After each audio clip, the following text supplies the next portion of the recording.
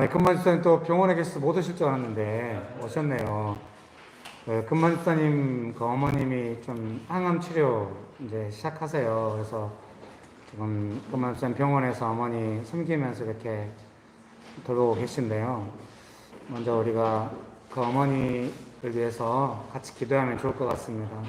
하나님 치료해 주시고 회복시켜 주시고 좀 만져주시는 은혜가 있도록 금만 집사 어머님을 위해서 담도암이라고 하시거든요. 그래서 조금 치료가 필요합니다. 그래서 하나님 보호하시고 은혜 주시도록 금만에서 어머님을 위해서 잠깐 같이 기도하실까요?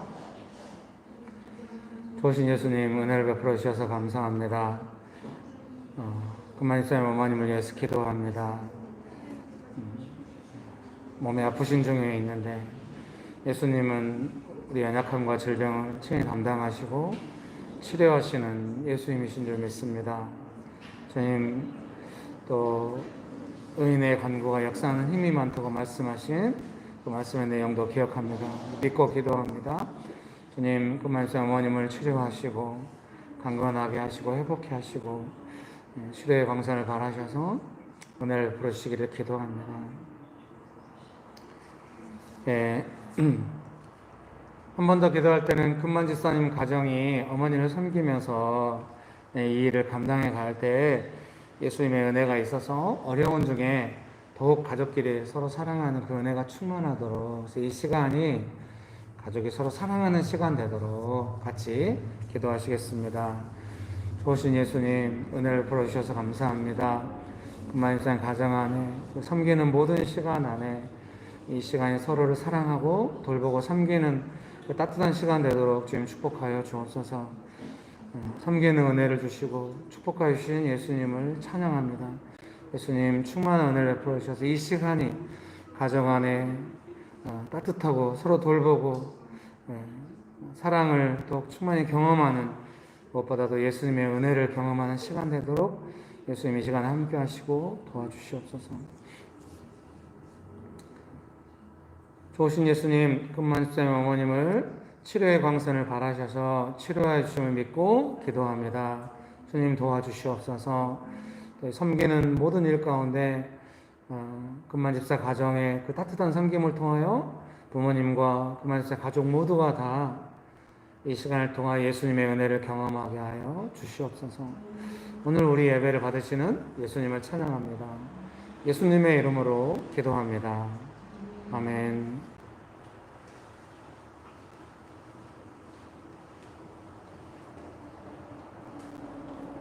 네, 사도신경 하시겠습니다. 전능하사 천지를 만드신 하나님 아버지를 내가 믿사오며 그의 외아들 우리 주 예수 그리스도를 믿사오니 이내 성령으로 잉태하사 동정녀 발에게 나시고 본디오 빌라도에게 고난을 받으사 십자가 박혀 죽으시고 장사한 지 사흘 만에 죽은 자 가운데서 다시 살아나시며 하늘에 오르사 전능하신 하늘 우편에 앉아 계시다가 저리로서 산자와 죽은 자를 심판하러 오시리라. 성령을 믿사오며 거룩한 공예와 성도가 서로 교통하는 것과 죄를 사하여 주시는 것과 몸이 다시 사는 것과 영원히 사는 것을 믿사옵나이다. 아멘. 제가 직장 사회생활을 했었던 것들을 조금 이렇게 좀 생각을 하게 되는 시간이 있었어요. 그래서 그랬더니 뭐 초등학교 때 그러니까 신문 돌리고 고등학교 때 신문 돌리고 고등학교 때 좀 일찍 취업을 나갔었던 것 같아요. 그래서 이제 계속 그러면서 직장 생활을 많이 해왔었는데 그 가운데 뭔가 어려운 것도 있었지만 하나님께서 좀 긍휼히 여기시고 보호하시고 은혜를 베풀어 주셨던 그런 것들을 좀 생각나게 해주셨어요. 그래서 오늘 시편 말씀 136편 보겠습니다.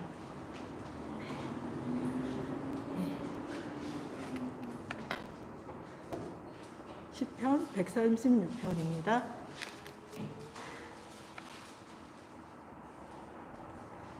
예, 제가 다는 안 읽고 맨 끝절과 마지막 절을 읽겠습니다. 여호와께 감사하라. 그는 선하시며 그 인자하심이 영원함이로다. 또 하늘의 하나님께 감사하라. 그 인자하심이 영원함이로다. 네.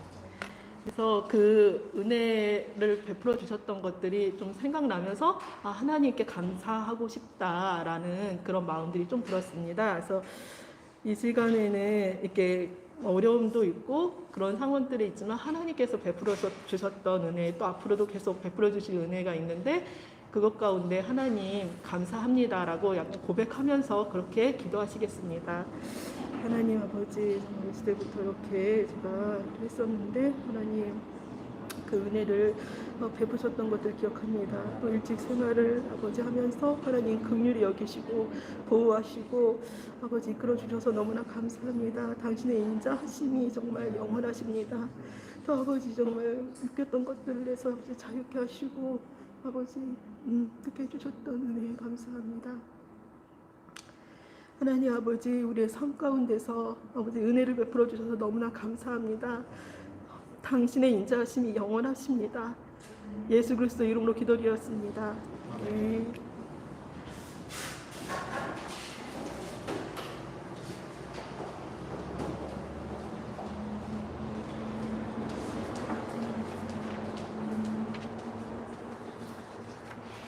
네, 찬양하시겠습니다. 프린트물은 뒤에 마련되어 있습니다.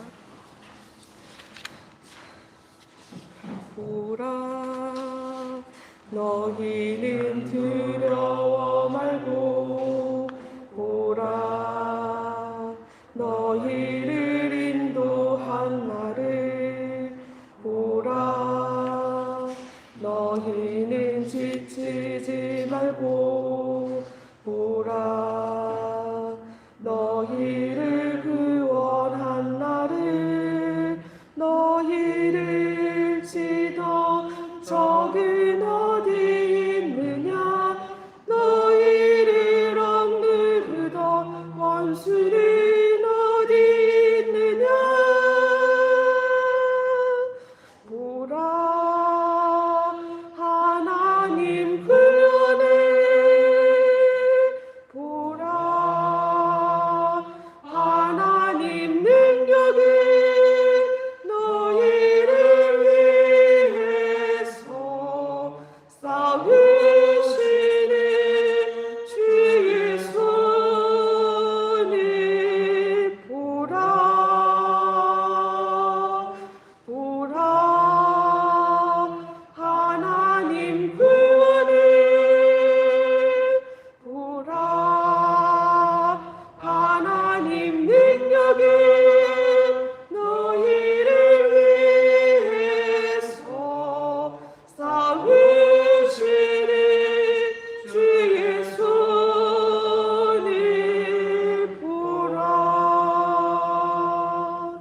보라 너희는 두려워 말고 보라 너희를 인도한 나를 보라 너희는 지치지 말고 보라 너희를 구원한 나를 너희를 치던 적은 어디 있느냐 너희를 억누르던 원수는 어디 있느냐 보라 하나님 구원을 보라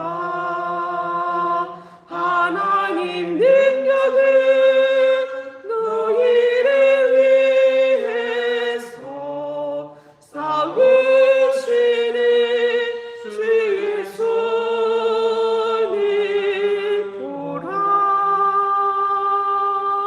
보라 하나님 능력을 보라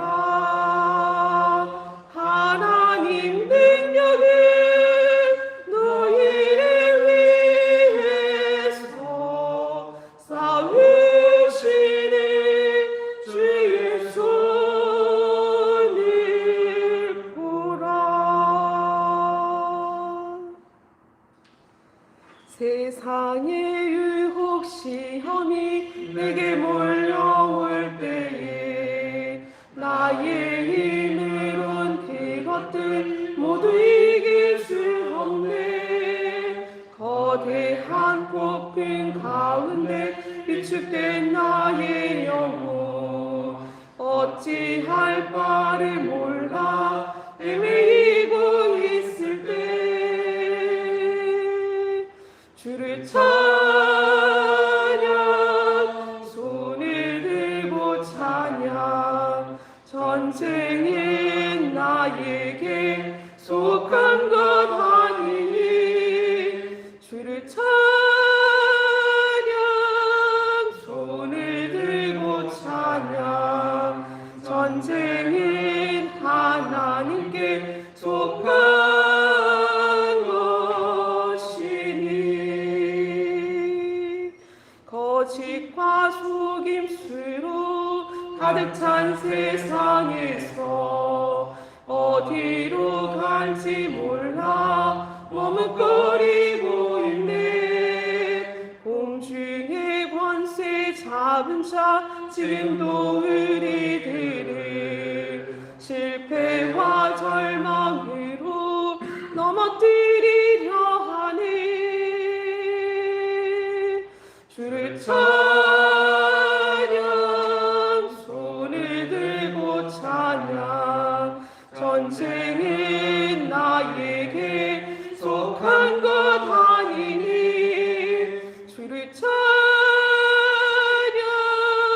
손을 들고 찬양 전쟁은 하나님께 속한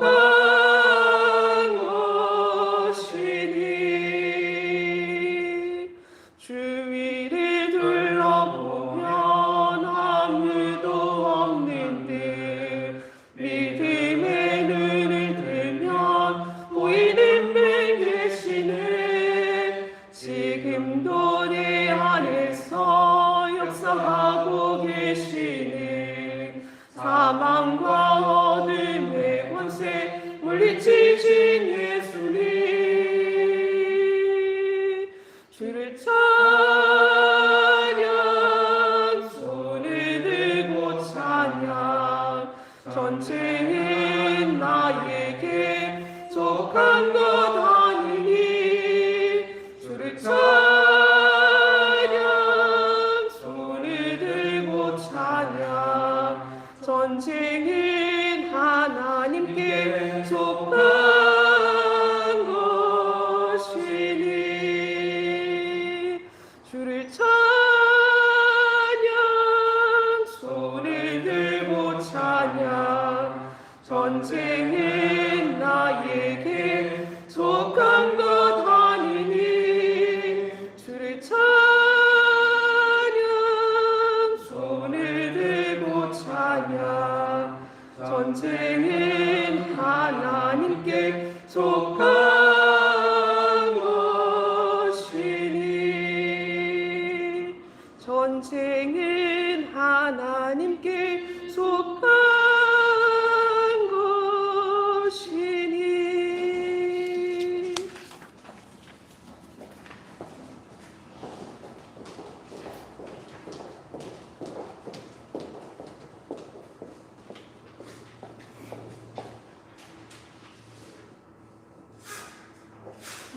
하나님 아버지 감사합니다. 주님을 아버지라고 부를 수 있는 것이 감사합니다. 주께서 우리를 예수님과 같은 자녀로 여겨주시니 감사합니다. 예수님을 더 닮아가기 원합니다. 예수님이 기뻐하실 때 기뻐할 줄 알고 슬퍼하시고 불편해하시는 것에 함께 불편하고 슬퍼할 수 있는 예수님의 마음을 닮아가고 싶습니다. 주님, 받은 은혜와 또 받고 있는 은혜가 그 은혜에 항상 눈을 뜨고 바라보며 감사하고 기뻐하고 또 주님이 주시는 평안을 더 많이 누릴 수 있게 되기를 원합니다. 예수님 이름으로 기도했습니다. 아멘.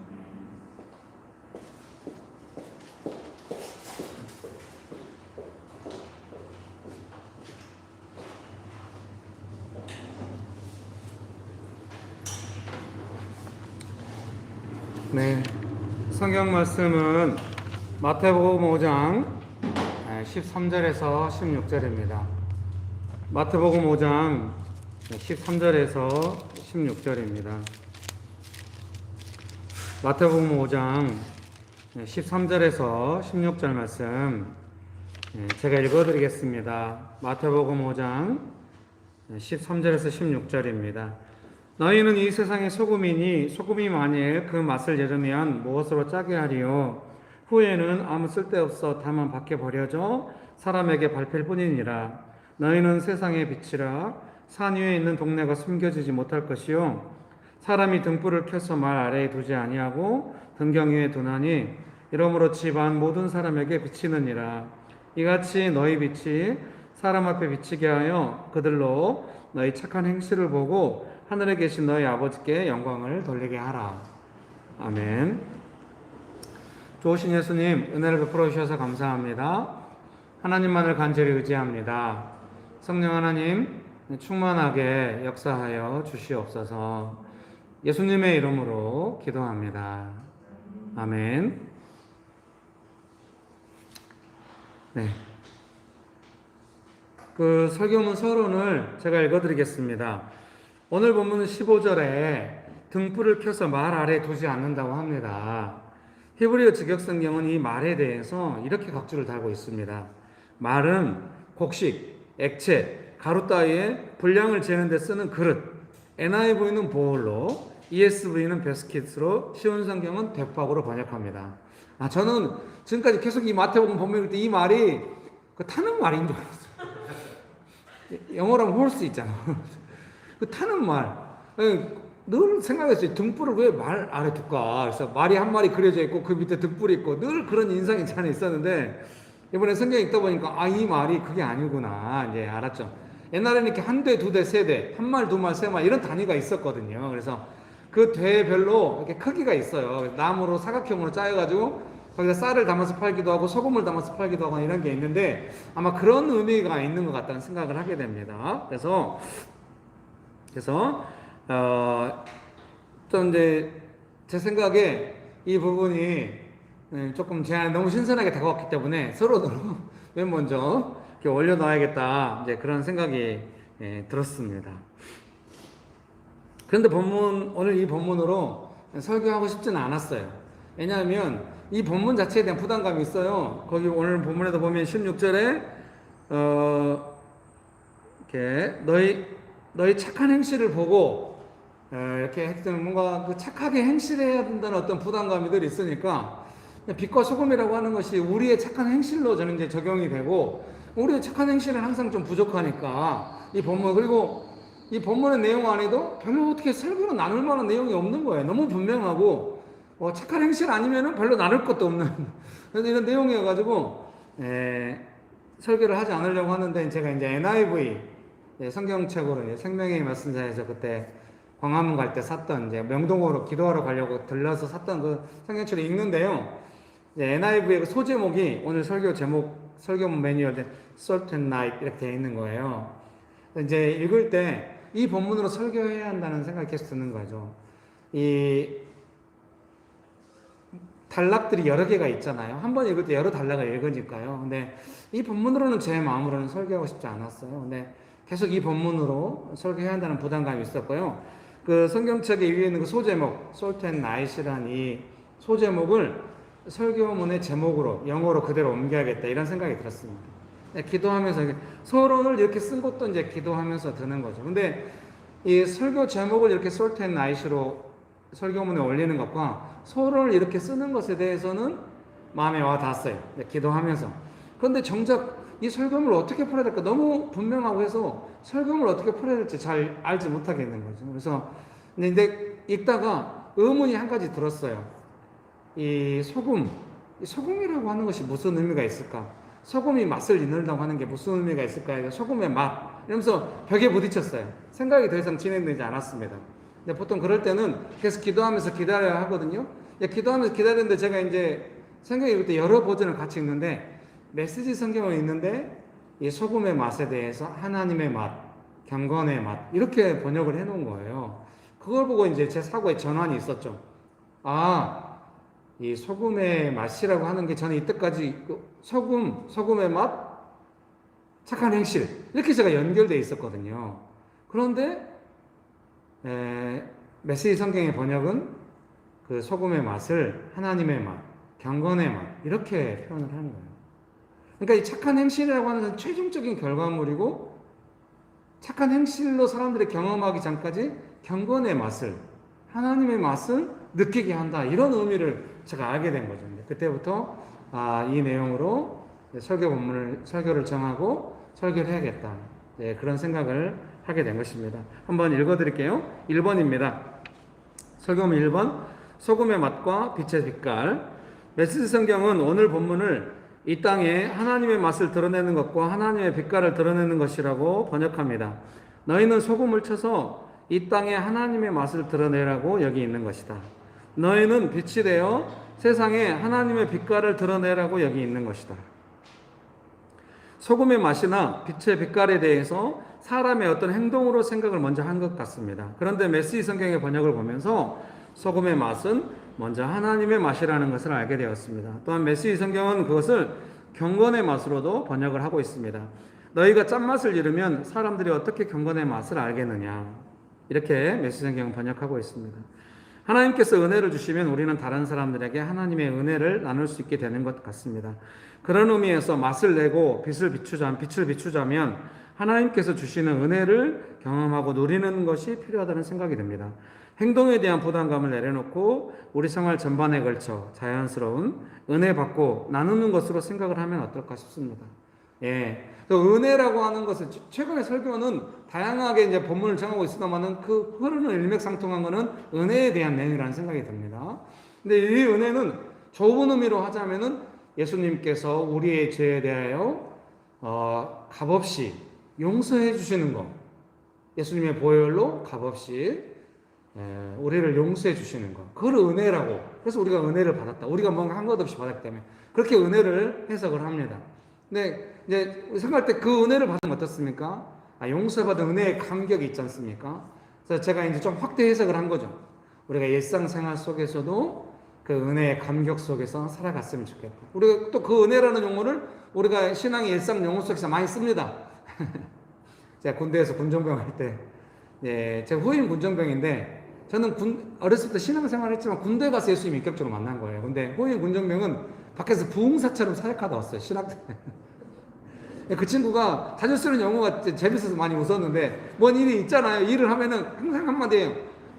은혜가 안 해. 은혜가 안 되네.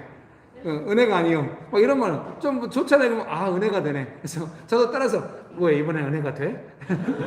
은혜가 안 돼? 이러면서 이야기했는데 우리 안에 깊숙이 들어와 있는 거 어떤 일이 딱 우리 마음에 업적할 때 뭔가 있잖아요. 은혜스럽다. 은혜가 된다. 이렇게 표현할 때가 있습니다. 우리가 일상 용어로 쓰고 있는 것입니다. 그 은혜라는 걸 어떻게 알 수 있습니까? 하나님께서 주시는 은혜의 감격이 우리 일상에 어떤 느껴질 때 그때 예배 드릴 때 받은 은혜와 같이 좀 비슷한 느낌이 있는 거죠. 은혜스럽다. 이렇게 표현하는 거죠. 그래서 저는 경건의 맛, 소금의 맛, 하나님의 맛을 우리가 느끼는 그 은혜의 감격으로 해석을 한 거죠. 은혜의 감격을 누리고 누군가 또 우리가 은혜 받으면 반드시 나누게 되잖아요. 근데 그 나누는 것이 꼭 말만 있는 것이 아니라 간단한 섬김도 있고 그러잖아요. 오늘 아침에도 은혜가 있었던 것 같아요. 왔다 갔다 하면서 가끔 미용실 하시는 그 남자 원장님한테 제가 커피 한 잔 사드렸거든요. 오늘 또 가면서 커피 한 잔 드실래요? 했더니 괜찮아요. 그래서 화장실 가면서 물어봤다 오면서 다시 한번 물어봤어요. 그 아이스나 따뜻한 거 괜찮아요? 너무 집요한 거 같아서 나는. 원장님도 조금 힘드셨는지 커피 자기가 먹고 있는 커피를 딱 보여주면서 이거 먹고 있다고 그렇게 텀블러에다 드시고 계시다. 커피를 좋아하나 봐요. 그래서 알았다고 하고 와서 결코 포기하지 않는 제가 유아실에 가가지고 비스킷을 2개 들고 가가지고 비스킷이라도 드세요? 나도 그때 예 하고 웃더라고요. 사랑하는 성도님 여러분, 뭔가 우리가 은혜가 있고 이럴 때 다른 사람을 섬길 때 즐겁게 하고 은혜를 나누고 이럴 때가 있지 않습니까? 교회에서 뭔가 예배드리고 은혜를 받아서 마음이 좋으면 뭐 이렇게 집에 가서든지 다른 사람 만날 때 좀 따뜻하게 하고 그런 게 분명히 있습니다. 저는 그것이 우리의 일상에 있어가지고 되기를 바라는 겁니다. 오늘 일부 예배에 인도하신 집사님이 이렇게 이야기하는 거예요. 제가 계속 멘토링을 했거든요. 직장에서 압박감을 느끼는 압박감이 너무 큰 거예요. 사실 오랫동안 기도해 왔어요. 그 직장이 크고 좋고 복지가 좋긴 하지만 이게 압박감이 너무 심한 걸 제가 몇몇 사람들 멘토링하면서 많이 알았어요. 그래서 너무 많이 느낄 것 같은 때가 올 것 같은 거예요. 이제 제 생각에 계속 거기는 점수를 매겨가지고 아마 제게 일치식으로 하이 몇 프로를 이렇게 자르고 이런 식으로 하는 조직 문화가 있는 것 같아요. 얼마나 사람이 피말리겠습니까? 그래서 제가 계속 은혜를 구해야 한다고 이제 이야기하고 특별히 이제 부탁하기는 지난주에 멘토링을 했던 것 같아요. 회사에 가서 어려우면 한쪽에 저희가 설교도 제가 이야기하고 조용히 은혜를 구해라 이렇게 했어요. 은혜를 받으면 반드시 섬길 수 있다 이야기했더니 오늘 예배인들 하면서 나누는 거예요. 자기가 조용히 가서 은혜를 구했대요. 그래서 은혜가 좀 임했대요. 그래서 겸손하게 섬길 수 있었다고. 사랑하는 성도님 여러분, 우리가 일상 속에서 뭔가 좀 힘들고 이럴 때 그 은혜를 받아서 섬겨가는 것, 그런 것이 우리 일상에 있기를 바랍니다. 그런 은혜가 가득하게 되시기를 주의 이름으로 축복합니다. 네, 저도 설교문을 준비할 때도 그런 은혜를 받아서 하려고 하는 거예요. 그러니까 제 마음대로 본문을 선택하지 않는 거예요. 은혜 받아서 하려고 하고. 좀 그런 게 너무 지나쳐가지고 명신교에서 받아서 하라고. 그랬더니 성도들한테 나 열받았어요. 도대체 뭘 받아서 하라는 거냐고. 매세 사소한 것도 받아서 하라고 그러니 짜증난다 해가지고 이제 많이 열받으셨죠. 그래서 제가 한 발짝 뒤로 물러났었어요. 이번 주말에 그런데 좀 은혜가 있더라고요. 제가 교회 청소한다고 문자를 보냈어요. 그랬더니 옛날에는 막 몇몇 분들이 문자가 왔거든요. 특별히 권사님이 문자를 많이 보내셨어요. 청소하시는 목사님 존경합니다. 네, 대부분의 그 성도님들은 부담감을 느낄 것 같아요. 뭐, 지가 청소한다고 문자를 보내는 것이요. 뭐, 이럴 수도 있고, 부담감을 느끼는데, 나중에 아예 이제 답장이 안 와요. 그 부담감 끝에. 근데도 저는 계속 보내고 싶은 거예요, 이상하게. 제 마음이 포기되지 않는 게 뭐냐면, 청소를 가리키고 싶다, 이런 마음이 있었어요. 그래서 제가 제 아들들, 막 제 셋째를 데리고 청소시키고, 또 심지어는 막동하니까 사진 찍으면 웃고 찍으면 그걸 또 여러분한테 보내가지고, 제가 이렇게 가리키고 있다, 이렇게 해가지고, 압박감을 드렸던 기억이 있습니다. 근데 집사님 한 분한테 문자가 왔는데 너무 기뻐. 사실 두 분한테 왔어요. 남자 집사님은 다음에 제가 목사님과 함께 청소하고 싶다고 그렇게 적극적으로 문자가 온 거 처음이거든요. 너무 기뻤어요. 그래서 제가 너무 위로가 된다고 이렇게 하고 집사님 한 분에게 온 문자가 특별히 마음에 와닿았어요. 청소를 배우고 싶다고. 먼저는 제가 옛날에 아마 그 밴드에 올리기도 하고 설교도 이야기했던 것 같아요. 청소를 하면서 제가 마음이 정리되고 뭐 이런 내용을 아마 나눈 것 같아요. 사실 우리가 집에서 일상적으로 뭔가 정리를 하면 마음이 정리되는 부분이 분명히 있어요. 근데 제가 나눌 때 뭔가 좀 그 은혜가 있다고 느꼈을 수도 있습니다. 그래서 마음이 정리되고 삶을 정리하는 방편으로서 청소를 하는 거, 그것도 배우고 싶지만 궁극적으로는 그 청소를 통하여 뭔가 그 일상의 삶 속에서 은혜를 나누는 것을 배우고 싶다. 이제 그 문자의 문맥은 정확하게 그건 아니었지만 그런 의미로 제가 이해가 되더라고요. 일부 예배 때 오셨거든요. 일부 예배 때 그 내용을 이야기했어요. 이름은 이야기하지 않았어요. 여러분 축복합니다. 사랑하는 성도님 여러분, 제 생각에는 그 은혜를 받아서 뭔가 하는 것을 같이 계속 제가 알려드리고 싶은 거죠. 그 집사님이 그렇게 하시는데 제가 특별히 감격한 이유 중에 하나는 뭐냐면 옛날에 우리가 점심을 같이 해 먹었잖아요. 우리가 너무 그 카페나 이 식사 비용으로 다 교회 재정을 써가지고 근데 선교하려고 해도 재정도 별로 없고 이러니까 좀 아껴보자고 했는데 그게 결국 제가 밥을 해야 되는 일인 줄 몰랐죠. 그러니까 주일 아침마다 설교 준비보다 밥 하는 게 더 신경 쓰여가지고 몇십 인분 밥을 제가 하고 막 이랬는데 이제 반찬을 사고 이랬는데 집사님이 돌아가면서 반찬 준비하고 그러셨는데 이제 그때 이제 댓글에 반찬 준비하는 거 좀 힘들다고 제가 뭐 은연중에 이렇게 받아서 하라고 뭐 기도하는 어떻게 하라는 거냐 힘들다고 제가 그때 이제 재밌다는 표정으로 밑에 표정 짓긴 했지만 속으로는 땀을 이렇게 흘리고 있었어요. 근데 집사님께서 청소를 배우고 싶다고 하니까 그 사이에 그 일상의 은혜로 일을 한다고 하는 것이 무엇인가에 대한 관점이 좀 더 성장했거나 좀 더 많이 경험했거나 이렇게 이해가 되는 것이죠. 너무 기쁜 것이죠. 우리가 원하는 건 그런 거니까요. 예수님의 은혜를 받아서 어떻게 우리가 일상 속에서 그 은혜로 삶을 감당해 갈 것인가. 여러분 믿으십니까? 그래서 제가 오늘 설교문 준비하면서 옆에다가 은혜의 특징 이렇게 적어놨어요. 그래서 은혜의 특징을 제가 이제 느끼고 경험한 것이죠. 첫 번째는 이렇게 써놨네요. 자기중심적이지 않다. 거룩함. 이게 은혜는 받아서 하니까 내 마음에 흡족한 대로 하지 않잖아요. 사실 우리가 어떤 일을 진행할 때 제일 많이 하는 동기부여가 뭐냐면은 내 마음에 맞으면 하고 내 마음에 안 맞으면 안 하는 거예요. 인생이 제일 힘들 때가 언제입니까? 내 마음에 안 맞는데 해야 되는 것이 너무 힘들잖아요. 그러니까 내 마음에 안 맞는 일을 은혜 받아서 해야 된다 꼭 이런 건 아니고요. 인생이라고 하는 게 내 마음에 맞는 일로만 할 수 없는 게 많이 있어요. 그때 어떻게 내 삶을 다시 은혜로 회복할 것인가 하는 것이 관점이라고 할 수 있습니다. 그래서 교회에서 청소하거나 뭔가 같이 식사하거나 은혜를 나누거나 특별히 이제 교회에 와서 예배드리는데 너무 좋았다. 그래서 감정이 약간 고양됐어요. 그래서 카페에서 뭐 즐겁게 이야기하고 서로 즐거운 인사하고 가고 이런 거는 뭐 플러스 마이너스 제로쯤 된다고 저는 생각을 해요. 크게 이익도 안 나고 손해도 안 나는. 근데 정말로 이익이 나는 건 이제 교회에서 이익이 나는 건 뭐냐면 좀 내가 볼 때 조금 이렇게 허드렛 일 같고 작은 일 같은데 그걸 은혜로 해가지고 남들은 모르는 은혜가 내가 좀 경험했다. 그거 너무너무 플러스가 되는 거예요. 왜냐하면 세상에는 그런 일이 없어요. 세상에는 존귀한 일과 허드렛 일, 물론 우리의 속담에는 전부 뭐 일에는 귀천이 없다 이런 속담이 있지만은 그거는 속담일 뿐이라고 우리가 알고 있잖아요. 예? 일 따라 옷 입는 것 따라 얼마나 귀하고 천하게 낮아집니까? 얼마나 무시당하고 또 높임받고 뭐 이럽니까? 세상에서는 많이 그래요. 그러니까 세상에서는 은혜로 하는 작은 일이라는 개념이 거의 없다고 봐야 돼요. 근데 교회에는 은혜로 하는 작은 일, 허드렛 일이 있는 거예요. 그러니까 교회에서도 조금 폼 나고 괜찮고 내 마음에 흡족하고 이런 일은 플러스 마이너스 제로라고 저는 생각을 하는 거예요. 근데 별로 내가 하고 싶지 않고 청소 같은 거. 근데 그거를 은혜로 했다. 그게 어마어마한 플러스다. 왜 어마어마한 플러스라고 생각하냐면요. 내 마음에 별로 맞지 않는데 이제 우리가 궁극적으로 어때요? 내 삶의 현장에 돌아갔을 때 정말로 나로 하여금 내 인생을 가로막고 있는 일 속에서 은혜로 이제 그걸 감당하면서 지나가야 되잖아요. 그러니까 그 비슷한 경험을 하려면 내 마음에 별로 안 맞는 일을 해야 하는 거죠.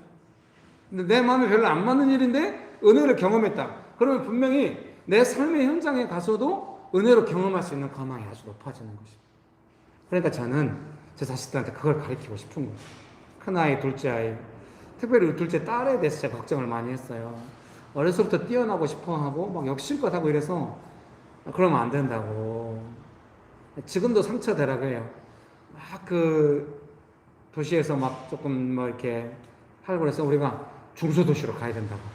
이런 경쟁 없는 곳으로 가야 된다고 해서 다시 이사 가고 막 이랬더니 왜 초등학교 때 이사 가냐고 막 이러면서 자기가 뭐 거기서 막 승리해가지고 막 뭐 1등 하려고 하고 막 이럴 것 같으면 우리 이사 딱 가버렸거든요. 딸 그것 때문에 이사 간 건 아니에요. 이사 전세에 사니까 이제 옮겨 다니라고 그렇게 한 건데요. 근데 그거 큰 걱정이 있었죠. 딸한테 제일 가르치고 싶은 건 뭐냐면 네 인생이 복되려면 너는 작고 사소한 일을 은혜로 하는 것을 반드시 배워야 한다. 너는 너무 네가 하고 싶은 일이나 잘 되고 싶은 열망이 너무 강해. 아빠는 그것이 걱정스러워. 이렇게 걱정을 하고 있어. 우리 큰아이는 걱정이 없어요. 잘 될 턱이 없어요. 주변에서 무시만 안 하면 당해. 지금까지 무시받는 인생이었죠. 근데 우리 아들은 근데 잘 되고 싶은 열망은 강해요. 근데 주변에서 너무 안 따라주는 거죠. 너무 무시하고 오히려 걱정하고 막 이러니까. 그러니까 제가 아들한테 간절히 아들아, 네가 관계가 통찰이 되고 네 인생이 잘 되려면 은혜를 받아야 된다. 그 은혜 받는 것이 가장 중요한 것이 저는 뭐라고 생각하냐면 뭔가 조건 없이 남을 섬기는 거기서 은혜가 있다고 저는 생각해요. 이것이 뭐 제가 이해한 대로 시대적인 상황인지 어쩐지 모르겠어요. 옛날에는 그냥 어느 교회나 예배드리러 가면 좀 은혜가 쏟아졌다고 할 수 있어요. 마을에 교회 하나가 있으면 막 귀신되는 사람 다 교회로 데려오고 사람들이 다 교회 가면 회복되고 뭐 누가 설교하고 찬양 불러도 다 은혜가 있고 밤새 찬양해도 좋고 되도록이 모이고 그랬어요. 지금은 안 그래요. 모이면 부담스러우니까 안 모이는 경우가 더 많아졌어요. 은혜가 너무 메마른 시기에 있죠. 근데 저는 지금 옛날에는 막 찬양만 부르도 해도 은혜가 있고 이런다고 한다면 저는 지금 우리에게 있어서 이 시대가 하나님께서 어떻게 은혜를 주신가 생각할 때는 조건 없는 섬김에서 은혜가 있다고 저는 생각하는 거예요. 옛날에는 교회가 모여서 찬양을 크게 하고 찬양 종소리를 막 크게 틀어도 마을에서 찬송가 들린다, 교회가 거룩하다. 저는 요즘 찬송가 틀었다면 바로 민원이 올라오겠죠. 그럼 옛날에 찬송가 틀었던 게 오늘날은 어때요? 아, 비스켓이라도 나누고 커피 한 잔 나누고 그런 건 다 좋아한단 말이죠. 찬송가 틀었던 은혜하고 그 은혜의 내용은 똑같다고 저는 생각을 합니다. 오늘날 우리가 신앙생활하면서 은혜를 누리는 것, 그것은 무엇인가? 조건 없는 섬김을 통하여 은혜를 받는 것이죠. 그러니 와서 예배드리고 하면은 종교적이 될 가망이 아주 높아지는 거예요. 그래서 저는 목사로서 성도님들에게 그 조건 없는 섬김을 반드시 가르치고 싶은 거예요. 제일 편한 방법은 뭐겠어요? 캠퍼스별로 돌아가며 청소합시다. 한 주는 제가 하고 캠퍼스 3개니까 돌아가면서 하면은 한 달이 딱 되네요. 그렇게 하지 않는 이유가 뭐겠습니까? 매년 동안. 그렇게 하면 배울 수가 없습니다. 세상에서 다 그렇게 하니까. 우리한테 익숙하니까. 그렇게 하면 안 되니까. 교회에서는 작은 일이라도 반드시 은혜로 섬기는 것을 경험해서 아, 좋구나. 이렇게 일하는 게 좋구나. 명신교회만의 독특한 일하는 방식이 있다? 전혀 아니에요. 받은 은혜가 일상에 있기를 바라는 마음으로 하는 것이죠. 여러분 믿으십니까? 그래서 은혜로 하면은 자기주입적이지 않죠. 그리고 사실은 지혜가 많이 임해요. Salt and Light 이렇게 설교 제목을 딱 써놓을 때 여러분은 그냥 무심히 볼 수 있지만 나름대로 엄청 기도하고 받아가지고 다들 표정이 아, 기도하고 받았구나. 받는데 이런 거야? 뭐 이러실 수 있지만 서론을 이렇게 쓰면 설교만 하나하나 할 때 전부 다 좀 받아서 하는 거죠. 어디 가서 설교할 때도 그렇고 제 일상 안에 웬만하면 명실게 좀 받아서 하라고 했더니 뭘 그런 것도 받아서 하냐고 이렇게 해가지고 지금 이제 그런 걸 잘 강조하지 않지만 확실히 지혜가 있어요. 조금 구하면은 지혜를 받아요. 사랑하는 성도님 여러분, 어떤 일이 벽에 막힐 때 은혜를 받으면은 아, 감정적인 고향, 위로, 여기서 반드시 방법, 지혜를 받게 되는 것이죠. 여러분 믿습니까? 저는 그런 은혜가 있었으면 좋겠다는 것이죠.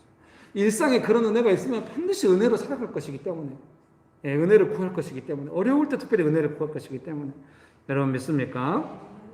그래서 자기중심적이지 않고 당연히 지혜를 받아서 하게 되고, 그러니까 저는 그것을 근본적으로 거룩함이라고 생각하는 겁니다. 아, 죄 짓지 말라, 죄 안 져야 된다. 이것도 뭐 목사로서 해야 될 말입니다. 거룩함일 수 있어요.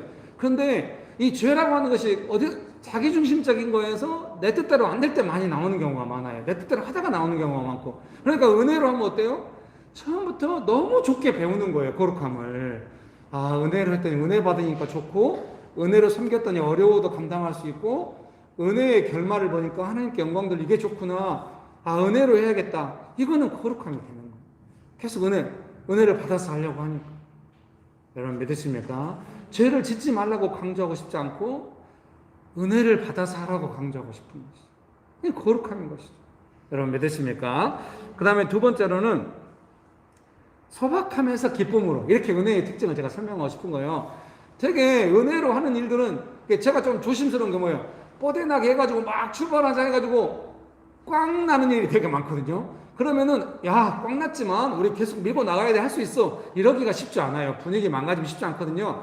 그래서 제가 그런 일을 은혜가 아니면 아차 싶으면 그런 일을 많이 겪어요. 근데 은혜는 언제나 어떠냐면 남을 신경 쓰지 않고 뭐 편과 신경 쓰지 않고 그러니까 소박하게 출발하는 경우가 많은 거죠. 그래서 젊은 사람들이 이렇게 일을 많이 하는 것 같아요. 나이가 들면 아무래도 위원회부터 꾸려요. 조직부터 꾸립니다. 언제 일할지 몰라요. 위원회 만드는데 시간 다 가거든요. 근데 젊은 사람들은 위원회 안 만들어요. 그냥 자기가 좋아하는 일을 그냥 하는 거예요. 약간 은혜의 특성을 담고 있어요. 그만큼 흩어지기도 쉬운 면도 있다고 할 수도 있겠죠. 견고함이 있어서. 그러나 은혜 자체는 가장 견고한 것이기 때문에 소박하면서 출발해서 그냥 소박함이 좋다거나 또 너무 이렇게 가는 건 저는 반대예요. 안 빛났도 성경적이지 않다고 생각합니다. 그래서 유교에서 나오는 거예요. 선배들이 와, 나는 물 마시고도 배부르다 막 그런 성경의 가치는 언제나 예수님의 은혜 안에 있는 가치지 인간적인 가치가 아니란 말입니다. 여러분 믿으십니까? 예. 저는 그 뭐 막 풍성한 부유함, 뭐 물질적인 가치, 그것도 아니죠. 반드시 하나님의 나라는 소박함과 풍성함이 동시에 있는 거죠. 저는 그래서 은혜의 특징이 어떤 그냥 소박하게 내가 은혜 받아서 작게 시작해도 반드시 그 은혜를 알아보는 사람들, 그 은혜를 들어 쓰시는 하나님의 은혜가 있는 것이죠. 그냥 도시 한 귀퉁이에서 그냥 혼자 기도하고 있고 두세 사람이 기도해도 괜찮은 거예요. 하나님이 들으시고 은혜가 있다고 한다면. 여러분 믿으십니까? 언제나 그런 마음, 은혜가 없을까봐 두려워하지 소박함 뭐 이런 거는 크게 두렵지 않죠. 얼마나 크냐 작냐 이런 거 두렵지 않죠. 은혜만 있으면 언제든지 우리는 기쁨으로 나아갈 수 있어요. 간절히 바라는 건 뭐겠습니까? 그 은혜가 일상에 퍼지고 이래서 기쁨이 충만해져서 처음 온 사람도 그 은혜의 기쁨을 누리면 좋겠다. 그것이 방향인데 지금 우리가 그렇게 가고 있는 중인 줄 믿습니다. 은혜가 여러분도 지금 뭐 은혜 받아가지고 마음이 좋았다가 집에 가서 파싹 깨진 적이 많이 있죠. 말만 들어도 파싹 깨집니까? 아직 약한 거죠. 예. 그러니까 명심교회도 약하겠죠. 뭐 조금만 은혜, 근데 명심교회는 그래도 좀 강한, 뭐 은혜가 파싹 깨지는 느낌이 있어도 견고하게 나가고. 예, 저 안에는 계속 그런 걸 훈련해요. 파싹 깨지는 분위기라도 은혜 안 깨져야 돼. 뭐 이런 거 아니고요. 어떤 상황에서든지 그 은혜로, 기쁨으로 나아갈 수 있는 어떤 그런 것들을 배워온 것 같아요. 우리가 그것을 배우고 있는 중인 줄 믿습니다. 여러분 믿으십니까?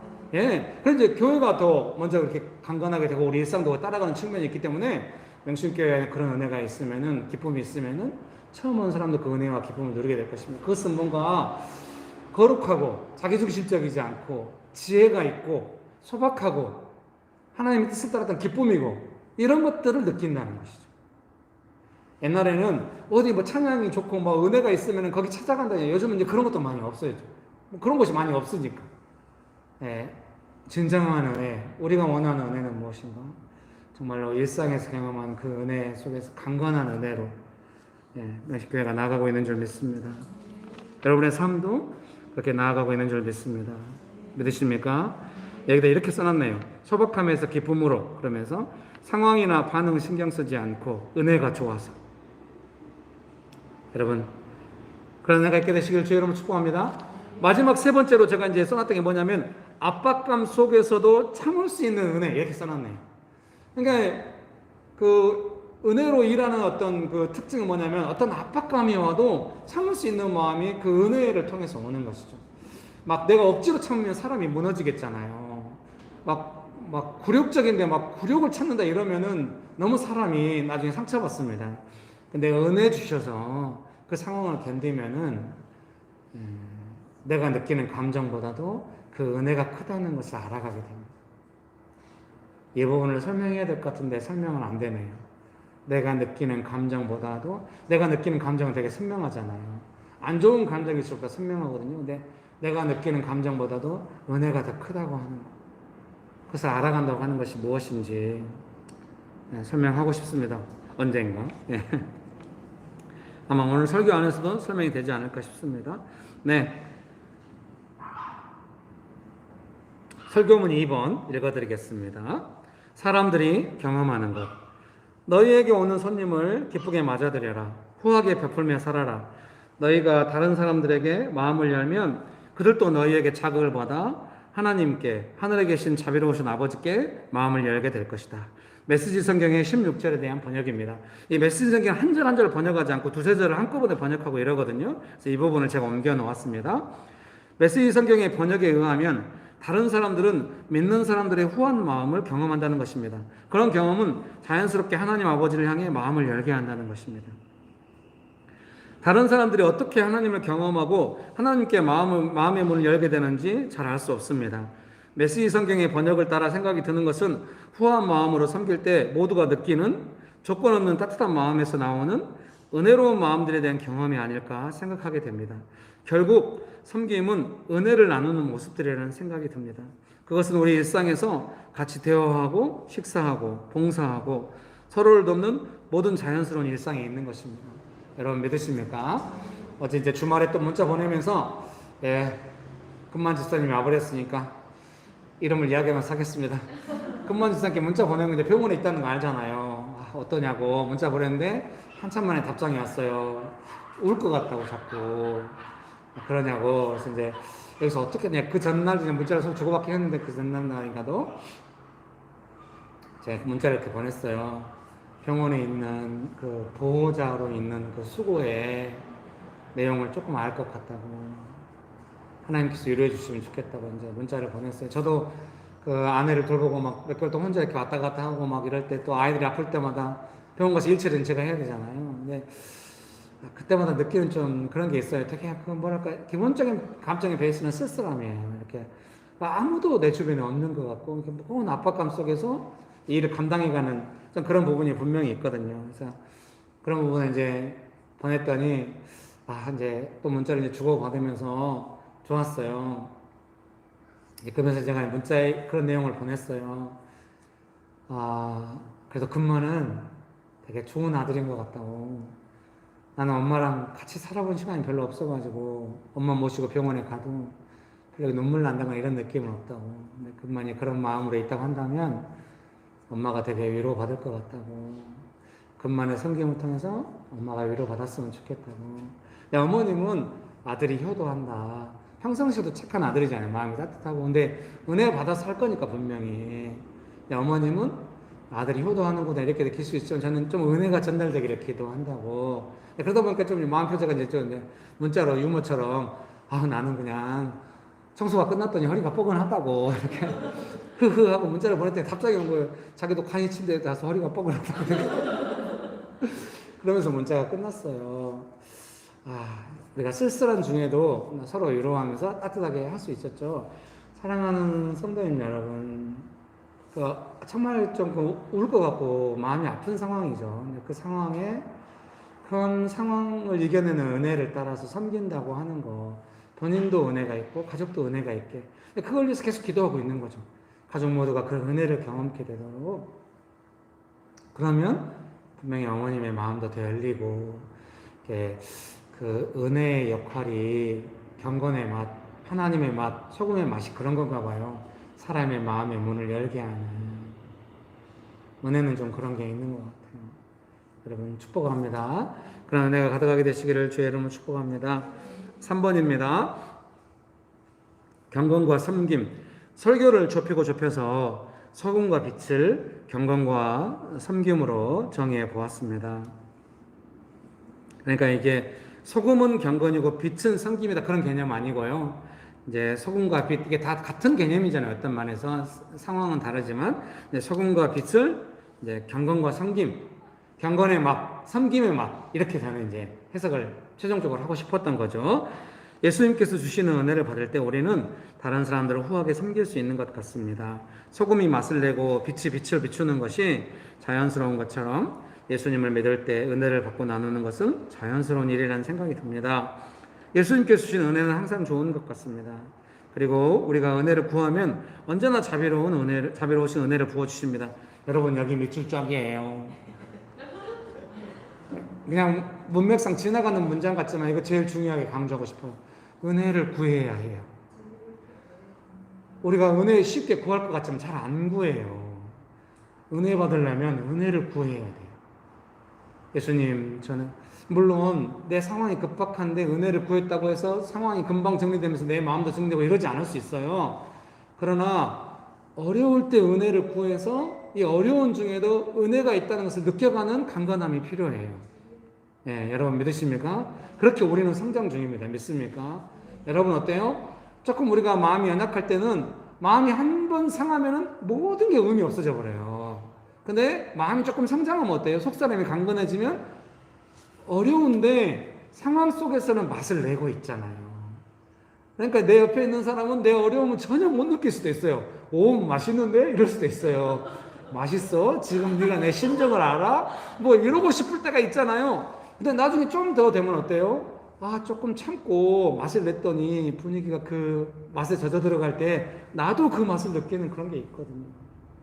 우리가 그런 시간으로 가고 있는 점이 있습니다. 여러분 믿으십니까? 그래서 반드시 은혜를 구해야 됩니다. 옆에 분들 보면서 앞뒤로 한마디씩 합시다. 은혜를 구합시다.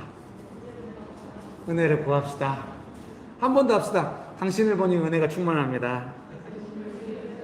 자, 제발 눈으로 무엇이 충만해야 이러면 안 돼. 믿음으로 말해. 믿음으로. 다시 한번. 당신을 보니 은혜가 충만합니다. 네, 읽어드리겠습니다. 재정이 메마를 때나, 다시 한번 읽어드리겠습니다. 예수님께서 주시는 은혜는 항상 좋은 것 같습니다. 그리고 우리가 은혜를 구하면 언제나 자비로우신 은혜를 부어주십니다. 재정이 메마를 때나 삶의 현장에서 힘들 때 우리는 예수님께 은혜를 구할 수 있습니다. 예수님께서 주신 은혜는 우리 삶의 후한 섬김으로 올 것입니다. 왜요? 예수님이 먼저 은혜 주시고 우리를 후하게 섬겨주시잖아요. 반드시 경험하게 될 겁니다. 제일 멋질 때는 아마 이때가 아닐까 싶기도 해요. 내 마음이 좀 급해가지고 그 급함이 해소가 안 돼요. 근데 겸손하게 은혜를 구했어요. 근데 결과 속에서 내 마음의 급함과 상관없이 뭔가 예수님의 은혜가 있는 것 같아요. 그럼 나는 뭘 느끼겠어요? 내 감정의 상태와 상관없이 예수님의 은혜를 볼 줄 알게 되고 그 은혜가 내 감정을 결정하게 되는, 영향을 주게 되는 그런 상황으로 가게 되잖아요. 너무 멋지다고 생각해요. 꼭 그런 은혜가 가득하게 되시기를 주의 이름으로 축복합니다. 제가 오늘 설교를 준비하면서 몇 가지를 준비해봤어요. 뭔 가지수가 그렇게 많냐. 은혜로 일하는 방법 이렇게 말씀드리고 싶어요. 보통 설교 때는 이런 이야기 하지 않아요. 강의 때 하는데 오늘은 설교가 나온 김에 첫 번째는 벽에 부딪혀도 방법이 있다고 믿는다는 거예요. 은혜 받아서 즐겁게 집에 가서 은혜로 섬기고 좋았으면은 크게 이제 문제는 없어요. 근데 우리가 진짜 은혜로서 일한다고 중요한 게 생각할 때는 어때면 뭔가 벽에 부딪힐 때예요. 그래서 그때 받은 은혜가 뭐냐면요. 벽이 크게 느껴지지 않는 은혜가 있는 거예요. 우리가 그런 은혜를 저는 사실 삶이 낙관적이지 못해요. 성격도 그렇고. 근데 늘 좀 비관적이고 좀 조급해요. 근데 은혜를 받으니까 어떤 문제가 다가왔을 때 과거에 비해서 훨씬 그 강도가 약해졌다는 느낌을 받아요. 그 벽에 가로막힘이. 두려움도 덜해지고. 확실히 여러분 그래요. 내 마음의 연약함을 따라서 무너지게 만드는 감정적인 내용들이 강건해졌든지 아니면 벽의 내용들을 하나님께서 다스리셨는지 잘은 모르지만 좀 벽이 약하게 느껴져요. 그러니까 방법을 계속 찾게 되는 거예요. 그럼 축복합니다. 두 번째는 여러 가능성을 기도하며 찾는 것에서 굴욕을 느끼지 않는다. 이거를 예로 들어 설명했더니 오늘 여러 자매님이 좀 힘들어 하시는 것 같아요. 벌써 분위기가 안 좋아지네요. 한번 들어보시고 판단하시죠. 아주 오래전에 이제 지금 교회 두 팀이 나가기 전에, 오래전에 이제 결혼식을 하고 결혼식 끝나고 나서 차를 마시면서 이제 교제하고 즐거운 시간 보낼 때 자매님 한 분 이제 결혼하신 자매님이 이제 그 결혼 성공 스토리를 이야기한 거예요. 근데 이제 제가 이제 그 결혼 전에 이제 이야기를 많이 했거든요. 자매님들한테. 형제들한테 그러고 소개팅 나가는 걸 두려워하지 말라고. 잘 안 돼도 계속 나가라고. 계속 하라고. 근데 그게 제일 힘든 일 중에 하나인가 봐요. 왜냐하면 약간 굴욕감을 느끼나 봐요. 딱 갔는데 내 스타일 아니고 좀 경험이 별론데 그걸 계속 하자는 게 너무 어려운가 봐요. 다들 자만추. 근데 아재 개그 나오고 있어. 아주 오래된다는 좀 아주 심하게 오래된다는 건 아닙니다. 자연스러운 만남을 추구하잖아요. 왜? 그 굴욕감이 싫으니까. 근데 제가 그때는 좀 젊을 때 그러니까 막 설교 때 감정 있게 계속 소개팅하고 막 열심히 하라고 했더니 이 친구가 순종한 거예요. 군산까지 소개팅하러 갔어요. 서울에 사는데 군산까지 소개팅하러 갔는데 딱 3초 만에 머리에서 알겠더래요. 내 스타일이 아니라는 거를. 그러니까 그 소개팅하는 시간 내내 얼마나 괴롭겠습니까? 근데 들은 게 있잖아요. 최선을 다했대요. 은혜를 구하면서. 이게 그 형제나 스타일이나 뭐 소개팅 이런 게 문제가 아니잖아요. 내가 어쩌다 여기까지 왔지. 이런 느낌이 오는 게 제일 무섭거든요. 그거를 거절한 거야. 이거 어쩜 이렇게 잘 이해하실까? 그거를 거절한 거예요. 이 친구가 은혜로. 그거 거절하기 쉽지 않아요. 젊은 자매가 그걸 어떻게 거절하겠습니까? 그걸 은혜로 그냥 거절한 거예요. 거절하고 최선을 다하고 즐거운 시간 보냈대요. 생각해봐요. 내 스타일도 아닌데 군산까지 가서 뭔 의미가 있어 그 시간이. 근데 즐겁게 보내고 올라왔는데 다음번에 이제 결혼에 성공한 거죠. 자기가 그 과정에 배운 게 있다는 거죠. 사실 우리가 느끼는 굴욕감들이 있거든요. 뭔가 벽에 부딪혔을 때 방법을 찾을 때 그것이 씩씩해가지고 방법을 찾자 이렇게 안 되는 경우가 많아요. 뭔가 아쉬운 소리 해야 되고 눈치 보이고 내가 왜 이렇게까지. 그러니까 제일 좋은 방법은 포기하는 거예요. 포기하면 나는 지킬 수 있어. 굴욕감으로부터 나는 보호할 수 있거든요. 그러니까 많이 포기를 해요. 근데 포기하지 말자. 방법 찾자. 이러면서 사람 너무 지쳐요. 그렇게 인생 살 수 있는 사람 몇 사람 안 돼요. 아주 그 회복 탄력성이 높은 소수의 사람만 그렇게 살아요. 대다수는 어려워요. 그때 필요한 게 은혜인 거예요. 은혜를 받으면 내가 느끼는 굴욕감에 대해서 어떻게 보면 내 감정이 보호되는 것 같은지 모르는데 나중에 조금 시간이 지나면 이 굴욕감이라고 하는 것이 내가 느끼는 거고 상황이나 전혀 은혜는 우리에게 굴욕감을 주지 않잖아요. 그러니까 이 굴욕감이라고 하는 것이 내가 생각하는 것보다도 내가 느끼는 것보다 훨씬 작다는 것도 알게 되고, 나중에는 나로 하여금 이 굴욕감을 크게 느끼게 하려면 뭔가 방해도 있구나, 이런 것도 막 알게 되는 거예요. 그래서 머리가 이제 우리 지혜가 알게 되는 거죠. 내가 느끼는 굴욕감의 크기만큼 이 상황이 그런 게 아닐 거다. 지금 나를 크게 굴욕감 느끼게 하기 위해서 하는 부분이 분명히 있을 거다. 그리고 예수님의 은혜는 이런 게 아니다. 은혜 구하면 굴욕감은 저 멀리 가버려요. 그래서 방법을 찾을 수 있게 돼요. 내가 아쉬운 소리 하고 있는 게 아니에요. 예수님 믿고 의지하면서. 그래서 그렇게 해서 길이 열린 경우가 아주 많았어요. 사랑하는 성도님 여러분, 제가 자비량을 사니까 재정을 구할 때 요즘은 조금 덜 구해요. 몇십 년의 경험이 이렇게 한 것 같아요. 옛날에는 많이 구했어요. 많이 구한 게 뭐냐면 사람들한테 연락을 해. 사랑하는 성도님들은 저한테 그런 연락 받은 적 없죠? 옛날에 간사할 때 연락 많이 했어요. 아, 나 이번에 전도여행 가야 되는데 재정이 필요한데 좀 후원 좀 해줄 수 있겠니? 아, 너무 굴욕감이 느껴져요. 그래서 다 자비량의 삶을 포기하거든요. 그런 거 부탁하기 싫어서. 그리고 조금만 일이 잘못되면은 세상에 전화해서 돈 구한다고. 제가 그런 경험 끈 적도 있어요. 제가 이제 제 교회 개척하기 전에 제 이메일에 이제 막 이렇게 있는 주소로 단체 메일을 보낸 거예요. 이번에 대학원 납부금 시즌이 왔는데 기도를 부탁한다고. 그렇게만 보냈는데 김길이가 납부금 도와달라고 메일 보냈다고 막 이런 말이 도는 거예요. 제가 얼마나 굴욕감을 느끼겠습니까? 네, 그런 말을 하기가 너무 싫어지는 거죠. 네, 안 하는 게 제일 좋겠죠, 차라리. 근데 나중에는 그렇게 말하고 또 재정을 받고 이런 것에 대해서 굴욕감이 많이 줄어들었어요. 아, 제가 뻔뻔해진 것일 수도 있어요. 근데 사람이 느끼는 굴욕감에 뻔뻔해질 수 있는 사람은 없다고 생각해요. 너무 내부적으로 아무도 모르는 은밀한 곳 상처받으니까 너무 어렵죠. 그건 아닌 것 같고요. 은혜를 많이 받으니까 제가 겸손해지는 거예요. 예수님께 구하듯이 사람들한테 구할 수도 있다. 거절할 수도 있는 거고, 그리고 구할 수 있다. 이렇게 제 스스로를 좀 또닥거리게 된 것이죠. 사랑하는 성도님 여러분, 은혜는 우리에게 그런 은혜를 주는 줄 믿습니다. 믿습니까? 네. 그다음에 3번에는 2번이 뭐였냐면 여러 가능성을 기도하며 찾는 것에서 굴욕을 느끼지 않는다. 예, 그 굴욕감으로 우리를 보호해주는 은혜가 있고, 또 그 가능성을 따라서 뭔가 일이 됐을 때, 여러분 저는 그런 일을 많이 경험했거든요. 이게 될까 싶은데, 그러니까 저는 이런 거예요. 어떤 가능성도 안 닫아두는 거예요. 열어놓는 거죠. 재작년인가 몇 년 전에 우리 두 팀 나가기 전에 그 청평에 리조트로 수련회 갈 때 계약하고, 물론 이제 구두 계약이고 서류만 주고받았고 아직 계약서를 안 써가지고 계약서 쓰러 리조트로 가고 있는데 청평에 도착했는데 그 담당자가 연락 한 거죠. 취소됐다고. 더 많은 사람들이 온다고 해서 당신들하고 안 한다고. 아, 너무 압도적으로 그분이 말하는 거죠. 도저히 방법이 없겠는 거죠. 그래서 그때 집사님들은 저를 보고 있는 거죠. 어떻게 된 거야? 정말 어려웠죠. 그때 제가 어때요? 그 벽에 막히는 것에 대한 벽이 예전보다 적게 느꼈죠. 크게 느껴졌으면 저는 화를 냈을 거예요. 적게 느껴지니까 제가 제 핸드폰 번호를 뒤졌죠. 핸드폰 번호를 뒤지면서도 제가 한심하다는 걸 알고 있었어요. 옆에서 보시는 집사님도 핸드폰 번호를 뒤지면서 그 회사 관계된 사람 중에 제가 알고 있는 사람, 이게 담당자가 있는 게 무슨, 또 제가 알고 있는 사람들은 다 직급이 낮은 사람이에요. 사장님을 알아버렸어야 되는데 제가 어찌 사장님을 알겠습니까? 사장님 만나면 긴장만 일어나요. 설교하러 가면 주로 그 사원들 보호하는 설교를 많이 했기 때문에 사장님들이 와가지고 오늘 설교 뭐 할 거냐고 대놓고 물어봐요. 그런데 전화해봤자 미움만 받지, 전화번호 받고 싶지 받지도 않아요. 제일 직급이 낮은 사람들, 뭐 기도 부탁한 사람들 번호는 있는 거예요. 번호 했어요.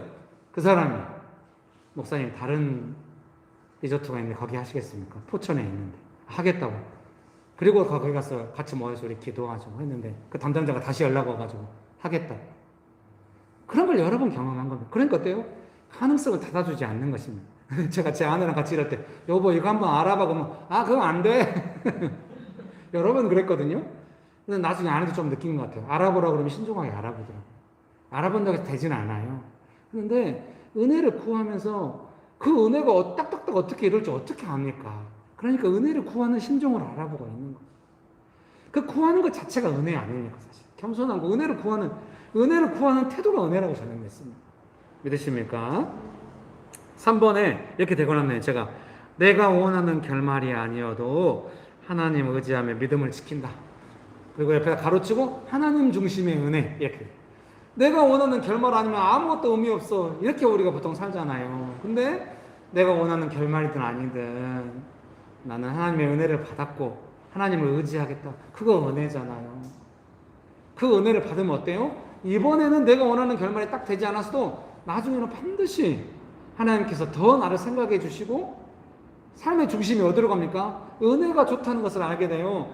설교를 내 마음에 흡족하게 하는 것이 뭐가 의미가 있겠습니까? 한 번 그렇게 하고 매번 그렇게 할 수가 없잖아요. 설교는 은혜 작업이니까. 그러니까 어때요? 제 마음대로 안 하니까 어때요?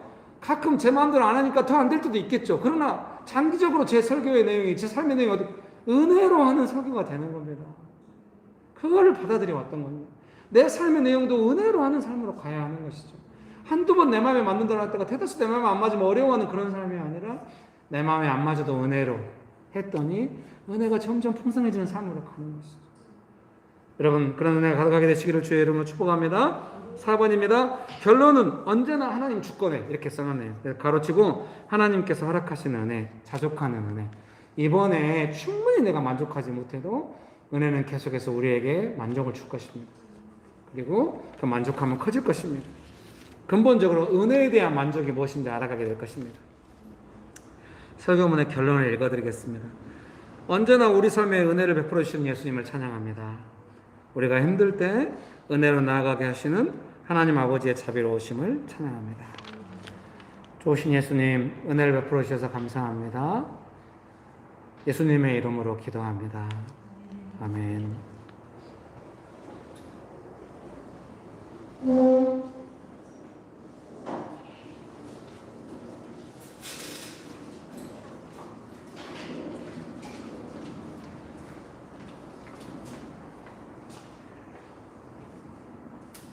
하나님 아버지, 이번 한 주도 은혜와 사랑으로 지켜주심에 감사드립니다.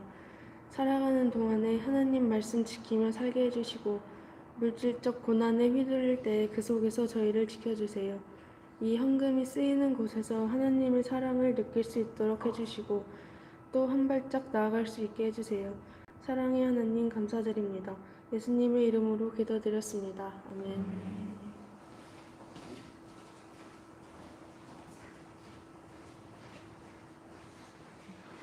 이번 주에 사라 집사님하고 정희 집사님, 사라 집사님 가정에 아이가 태어났습니다. 예. 그리고 또 오늘은 또 청소년, 청년들 그리고 또 유아 섬기고 있는 어머니들을 위한 후원하는 그런 섬김의 시간이 있습니다. 예. 목사님 나오셔서 축도하시겠습니다.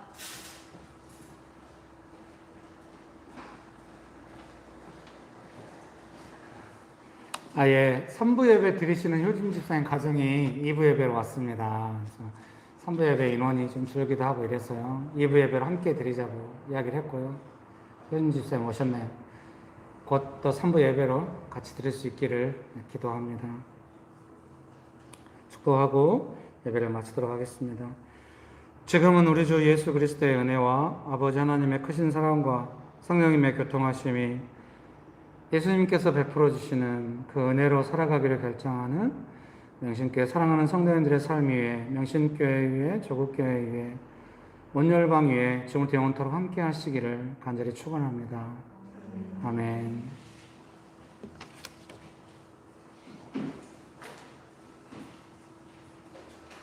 네,